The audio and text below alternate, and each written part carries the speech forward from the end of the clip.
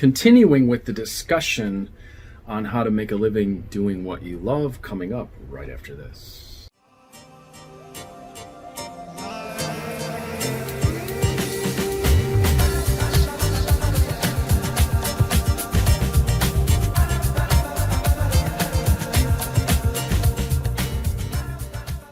Good afternoon, this is Lucky Links. So I had a question yesterday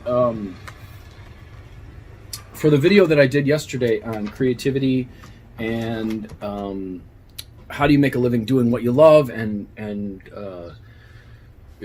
just creativity in general, learning to be creative, being more creative. And someone actually asked me a question that I think is a good one. What about the fear to create, the fear of failure and success? There's several things going on there. First of all, the fear of success comes from being overwhelmed. Usually when people have fear of success, it's because they're overwhelmed with, there's too much to do, there's too many steps. They're thinking about things too big, they get overwhelmed, and then they shut down. So with fear of success, you have to take things in small pieces. You have to do, what is the next task that I need to do? What is the first thing I need to do? What is the next thing I need to do? If you are afraid to create things, there's a lot of things that could be going on here. And I don't want to dismiss this one and be, I don't want to dismiss this and be pat about it, because I think there's quite a few things going on. First of all, there could be a voice in there that is not your own voice telling you that you can't create, that it's bad, in which case there is a habitual pattern to read karma, habitual pattern karma. There is a habitual pattern to take someone else's definitions of what you should and should do as your own, in which case there's probably some things that you have to do to fix that. That's usually something that's built up because someone said either, someone told you it's not valid, or you're afraid that if you do, you'll get rejected. There's all sorts of things that can come in there. It's in your astrology. And now I'm going to say this because I've dealt with each one of these myself as an artist and as a professional psychic, as a professional artist, as a writer, when I was a dancer. I've dealt with all of these, and when I was in the theater as well. How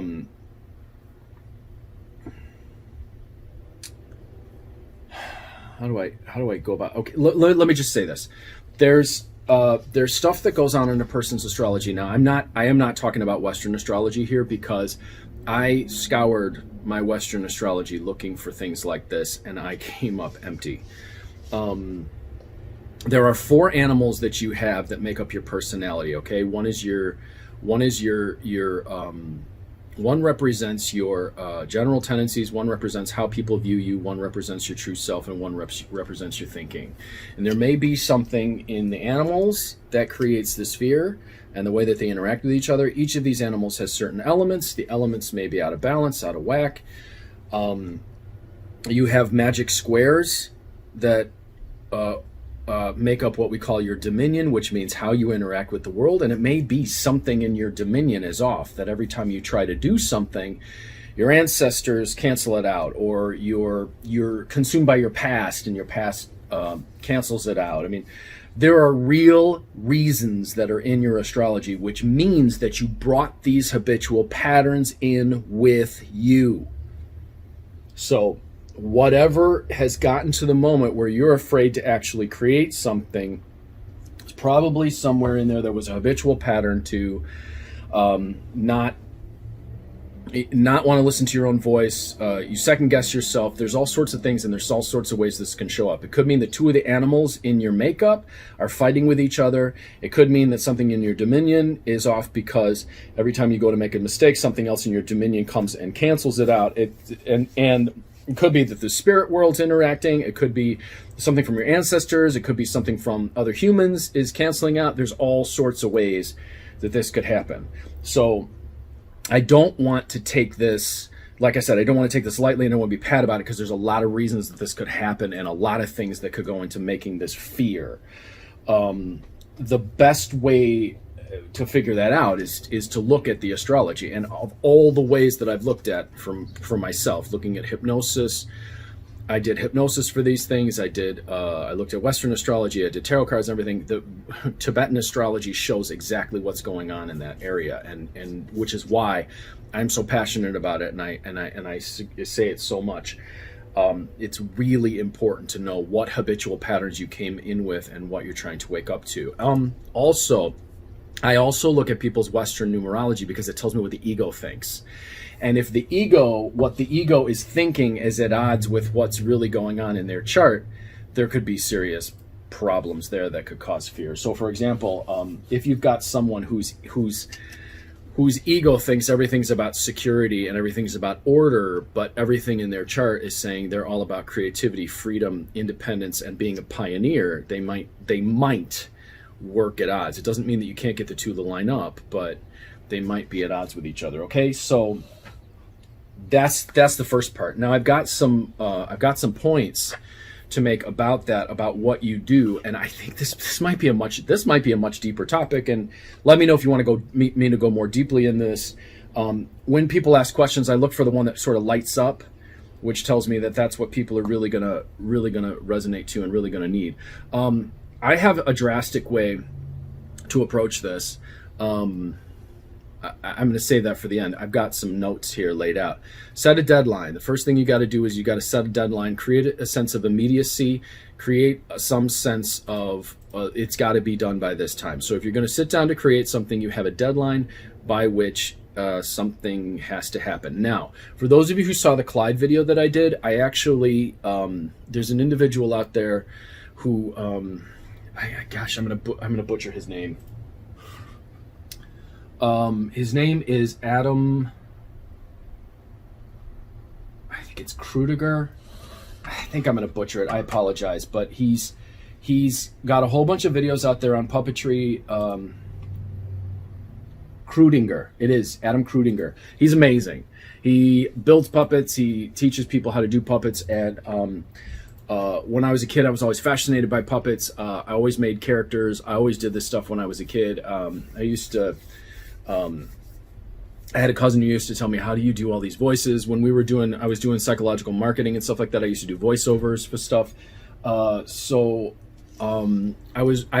got a hold of the Clyde puppet and I wanted to do this, and I was getting hung up about something. There was something that was not coming together in his character. I couldn't figure out how to bring his character together.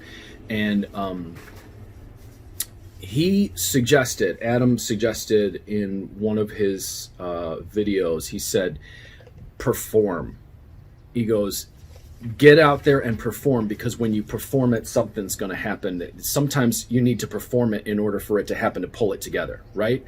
And I knew that from dance. I knew that from theater. I knew that from doing poetry readings. Sometimes when you're in front of an audience, it creates a situation where, it all comes together. And for some reason, actually, I know what the reason is. It's actually in my astrology. There's a reverse for me. When I'm in front of an audience, like, everything comes together. Most people have this fear of talking in front of people. When I get in front of people, it's like my mind just like orders itself real easily. So, but what he suggested was doing a performance, perform it, and see what comes together. And I couldn't get the character to come together. Well, I tried several performances on camera and it didn't work. The voice was all wrong. And then I played around with some voice and theater creative things to jog it. And I went at it again. And I actually looked at divination for when the conditions line up for it to sort of all come together. And then I shot the first video with the I Ching, and I started practicing, and his whole personality came out. My partner was laughing hysterically, and I knew I had the character. His voice had come out, the whole character had come out, and then that was it. So that's like this. What I did was I sort of gave myself a deadline here. I said, look, I'm going to shoot this video. I'm going to make it happen. I'm going to create a sense of urgency that makes me pull it together. It's the same thing here. If you're going to create something, create a deadline, create a sense of urgency, force yourself to be able to have to produce it. So maybe you promise it to someone. Maybe say, hey, I'm making you something and I'm going to get it together by this time. And then you have to keep the deadline. And if you don't, you have to ask yourself why you're not keeping the deadline. And if you really are passionate about and love creating, you have to ask yourself why. Why am I not creating if I'm passionate about it and I love it? And that's where divination can come in. And actually, if you guys want to look at that in a reading, we can certainly do that. So keep that in mind as well. The next thing is you have to be persistent. And there's an old, I think it's Aesop. It's an old fable about two frogs that fell into a bucket of milk, and one of them realized that he was going to drown, so he just gave up and he drowned and he died. And the other one said, I'm not going to give up. And so he started thrashing in the milk, he started thrashing in the cream, he started thrashing, trying to get out. And eventually his thrashing turned the milk into butter, and he stepped on top of the butter and got out of the bucket. You have to be persistent. So if I was having a problem with doing astrology charts a couple of months back, I had one client that I had been working on. I had been working on it for over a month. And I couldn't figure out where the heartbeat was in it. And this is what I always look for, the heartbeat in someone's astrology chart. And I couldn't find the heartbeat. And then when I did the numbers and I did the I Ching section, the heartbeat started to come out. So she and I talked on the phone. It all came together. I said, is this what's going on? She says, yes, yes, yes. And I was excited because I was almost done. I was like a day or two from being finished. It was a thievery day, astrologically. We knew that. And so I parked. There's these days, I got to tell you, people are getting more and more desperate. We parked. I had to go upstairs and get my cord from my computer because we were going somewhere and I had to have the computer to work. So we ran upstairs. I said, my intuition said, take the bag. And I told myself, nope, I'm literally going to be 1 minute, run up and run down and get the cord. In that 1 minute, boom, the car was smashed open. They grabbed the bag. My computer was gone. So I had to redo this whole chart from scratch. And for some reason, when I started it over from scratch, I had nothing. And I actually wrote His Holiness Padma Gampa Rinpoche, who's actually also our cosmology teacher as well. And I said, Bonku, I can't. Nothing's working. I'm taking 1 hour to write one sentence. For some reason, everything I had done had gone out the window, and quite literally out the window. And I said, I got nothing. Well, 1 hour for one sentence. And he wrote me and he said, then that 1 hour is a true blessing, isn't it? Had someone told me that when I was writing, when I was younger, it would have been a real, I would have viewed my art in a very different way. So you have to stay persistent. You have to keep at it. You have to keep going. And if you only get this much done, well, then you only get this much done. Then you take a break and you come back and you get that much done. And then you can break and come back and you take that much done. And you don't take like 3-4 day breaks. You go, I'm creating something. I'm going to keep at it. Okay, so then that's the next piece. So we got the set a deadline or create a sense of urgency. And then we got the be persistent. And then the next one is find out what's wrong with the idea. If you're afraid of creating, as it was put specifically, afraid of creating or fear of failure and fear of success. So then you have to find out what's wrong with what it is that you're creating, or what's wrong with the idea, or what's wrong with whatever it is that's giving you this feeling that there's fear involved. Is it that you're presenting it to the wrong kind of people? Is it that your audience is a very critical audience who actually puts you down? Are you expecting to make $1 million right away on the first thing that you create? Are you putting a dollar sign attachment to it instead of saying there's something that I need to express and get it out? There was a time when I wrote Anatomy of a Wish. We were in the middle of a whole bunch. Our bonsang was in the middle of a whole bunch of stuff. We were doing a whole lot of things, and there was just a lot of activity going on. And I remember saying to His Holiness, I said, oh my gosh, I got this idea for a book. It just hit me. And it was something that I'd always wanted to do because it was about a restaurant and that granted wishes. And I'd always wanted to write a book about wish granting and about what goes into wish granting. And the whole thing just like came to me, and the characters just came to life. And I started writing them down, and it just like was starting to flood out of me. And there was all this other stuff going on, and I said, I can't do this now. I think everything's coming down and everything. And I remember His Holiness saying, just write the book. Just write the book. And that was it was the book I always wanted to write. It was the novel I'd been dreaming about writing my whole life. When it came out, the characters were formed, it came together, the plot worked, the whole thing, I was alive. And had I said, well, everything else in my life is more important, or how much am I going to make, or what, I never would have had the experience of creating that. And people all over the world wrote me after reading that book, and they said, wow, this, and that one was the first one to hit. I think it hit like maybe number 10 or number 20 on the hot new releases in Amazon. And when I got up one morning and I saw that first, I was like, wow.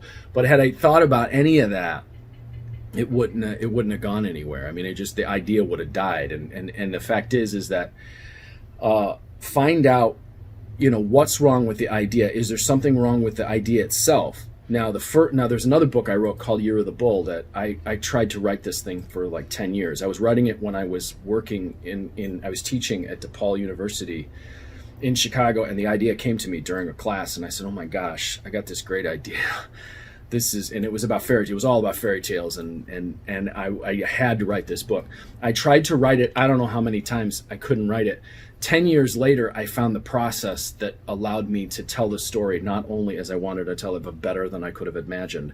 And what was wrong with it was the way that I wrote the book.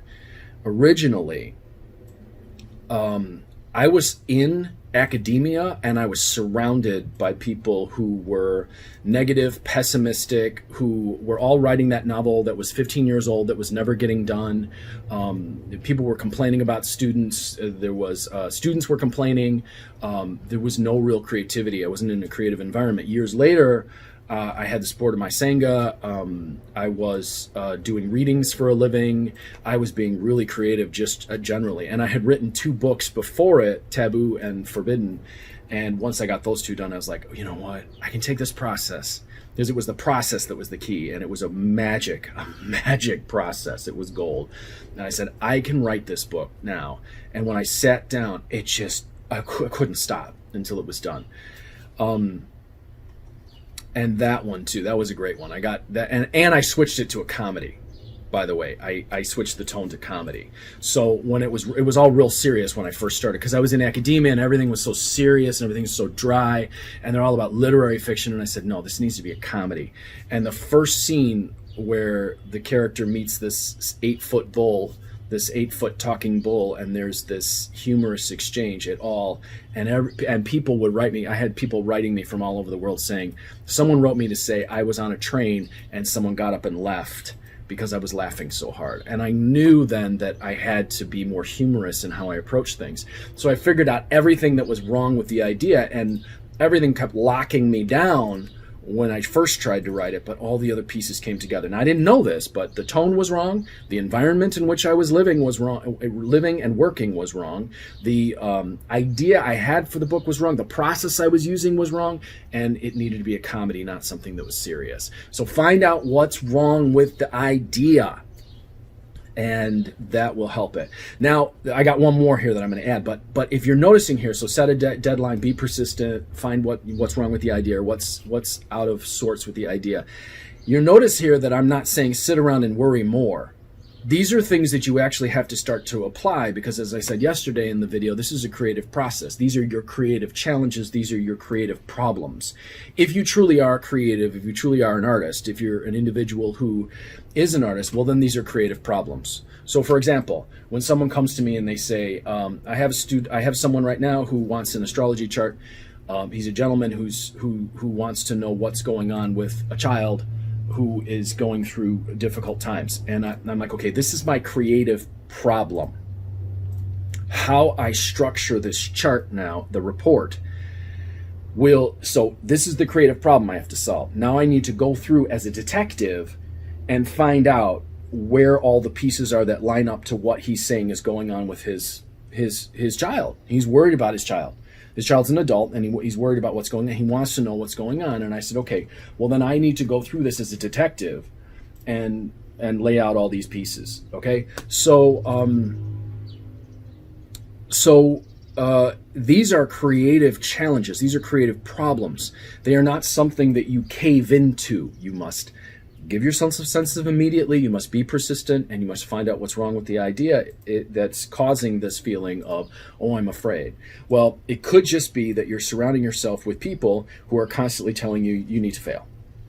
And we're happier if you fail. And your failure makes us feel important. Now, this happens a lot with artists. They'll end up in a situation where or people who are creative, or even people who are entrepreneurs. I saw this in a lot of the entrepreneur groups when I was doing a lot of entrepreneur classes and stuff like that. There were people who were living with family, and they're trying to be entrepreneurs. They're trying to start that business where it's like they're trying to start their mushroom farm, and the whole family is like saying, "Oh, you need to stop. You need to grow up. You need to get a job." And what was really going on was that the family was actually drawing power from the fact that that poor entrepreneur failure. And they were gaining power over the fact that, well, we're taking care of you. We've got to take care of you, because it was making their reality more important and more real. Okay, so we're stronger. The more you fail, the more you reinforce our view of the world and prove that our view of the world is right. So make sure that that's not going on, because you may have to change the circumstances and the people that you're around. In my case, I needed to walk away from teaching. The whole 8 years I was teaching in colleges, I never produced a novel.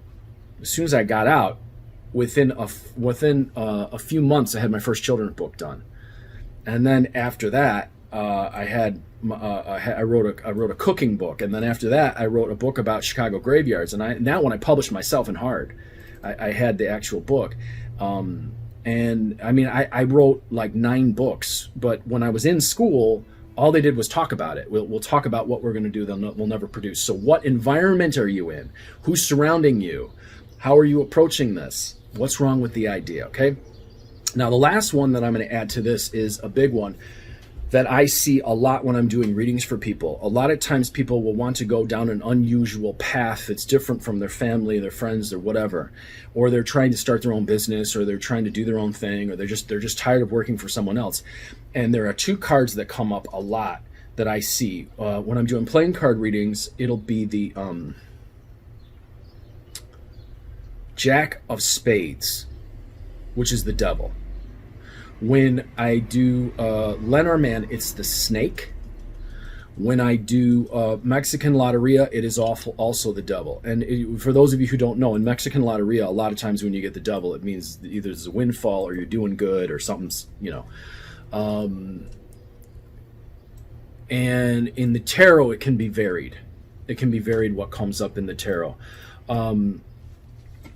But what they tell me, what all 3 of those tell me, actually sometimes sometimes it's the moon, or sometimes it is the 7 of Swords, maybe.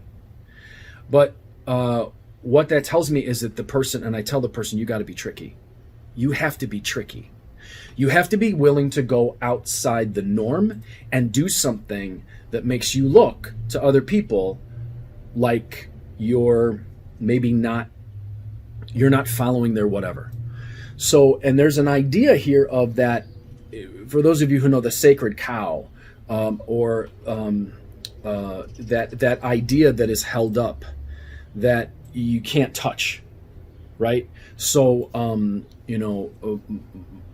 mom and dad always said that you have to this, and it becomes a sacred cow, and you can't ever violate that. Or, well, I've got to have this kind of house. Well, I've got to have this, this, and this. Well, you can't shut the cable bill off. Well, you can't do this. Well, it has to be this. Well, I have to be able to have all of this stuff going and ready before I do this. Look for those sacred cows. Those are those ideas that you may have to slay it. It may be that someone in your family told you artists are failures, or people who go on your own are crazy, or if I do this, I'm crazy. Well, maybe it's time to be crazy. Maybe it's time to be the snake and be sneaky. Maybe it's time to do things a little unusual and a little unorthodox. Maybe you have to be a little tricky in how you go about this. Maybe you have to be the devil and go outside of things. Now, when it comes up for people who want to be readers and stuff, and it comes up as the devil, it usually tells me, like the Jack of Spades, it's like, first of all, you got to be really wicked in your abilities to read. And secondly, you have to trust yourself enough to be able to do that. And third, you have to be willing to get you have to be willing to face down the criticism that may say that you're evil or weird or unusual or off or that crazy person or that whatever.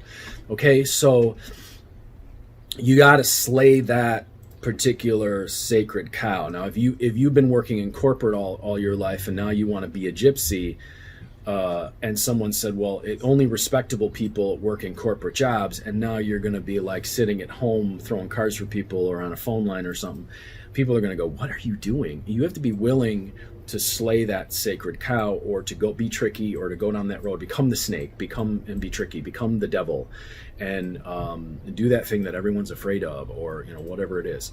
I'm not saying be unscrupulous or have no integrity, because this stuff, when you're working with people and you see what's coming and you tell them, this is it, this is how it is, this is what the oracle's saying. And I've had people tell me, I was in therapy for I don't know how many years, and what we just discovered in 45 minutes, this last 45 minutes, this last hour, this last half hour is more than I ever figured out in therapy. So in that case, the sacred cow is, well, this is entertainment and this is bunk, and people who do this are charlatans, but people who are therapists are educated and insert whatever. They're right. They're right. And when they start to play I went to school for this, it's like, yeah, well, so did I. I went all the way to school. I started down psychology. I said, I don't want to see. And hey, by the way, for those of you who have not read that book, I put the link on my last video. I could put it again down here. The Leipzig Connection. It will not only does it tell you what's going on in education, but it tells you what's going on in experimental therapy and psychotherapy as well. And it is a shocker to see what's going on. But when I started and I was a kid and I was going to go into psychology, when I first started college, I took my first class and I said, this is wrong. Something inside my intuition all said, do not do this. This is not the way you need to go. I saw the way they were going about things. I said, this is not right. Years later, when I started studying hypnosis, I understood why. I started to really learn what was going on with the mind, and in the other place, I'm like, do they even know? And I'm not saying that there's not valid points that come up through psychotherapy. However, I do know what is going on with the influence from Wilhelm Wundt and experimental psychotherapy, and how that has influenced not only education, not only the medical system, but therapy as well. And that's a sacred cow that I'm willing to slay. It's like, well, therapists go through all this training and they have the best intentions for people. I don't believe that. That's a sacred cow. That minute you tell me that this is the way it is, I'm going to say no. That's a sacred cow. Let's challenge that. So what sacred cow can you challenge? Are you the weirdo? Are you the guy who's everyone's going to look at weird? Is that bad? Or the other thing, that you have to be a starving artist, that you have to be angry, that you have to be that you can't be respectable, that you got to wear black, that you got to there's all that would be a sacred cow as well. That in order to be an artist, I have to be angry, I have to be fighting against people, I have to have an enemy. Or this was the big one when I was doing, writers are always like, oh my gosh, these writing groups and these the people, writers are so depressed, they're so dysfunctional, they don't like parties, they don't like people. It's like, well, then what the hell do you write about? Do you write about masturbating to dungeon porn? What do you write about if you cannot interact with people, if you're not fascinated with people, if you don't meet people, if you don't learn how people work? I mean, that's another sacred cow. It's like, well, writers have to be down, depressed, and they can't be sick. No. So if your sacred cow is that writers or artists are supposed to be lonely and dark and angry and depressed, well, maybe it's time to look at that other one, find out what's wrong with the idea, and see that, well, are you putting out stuff that depresses people Is that something that you want to continue to do? Why? Is it working for you? What happens if you change it? What happens if you try? But this is the way I have to. I've suffered so much. Well, is that the sacred cow that you need to slay? That you've suffered so much that now you're funny? So, these are some ideas around the question, what about the fear to create, fear of failure, and fear of success? These are some ideas for you to consider, some things to take away, some practical things that you can start to do, some ways that you can challenge those ideas, and some ways that you can actually approach your creativity in a whole new light. I'm Lucky Links, as always, wishing success and good fortune in all that you do. If you would like to get a reading from me, 779-302-8009 or conjurehope@gmail.com. If you'd like to get your astrology chart done, your Tibetan astrology chart done, same thing, 779-302-8009 or conjurehope@gmail.com. If you'd like to learn how to read the tarot, read playing cards, read Mexican Loteria, read Crystal Ball, or read Lenormand, same thing, contact me same way. So set a deadline or create a sense of emergency. Keep going, don't give up, find out what's not working and what's that almighty deified idea that it may be standing in your way.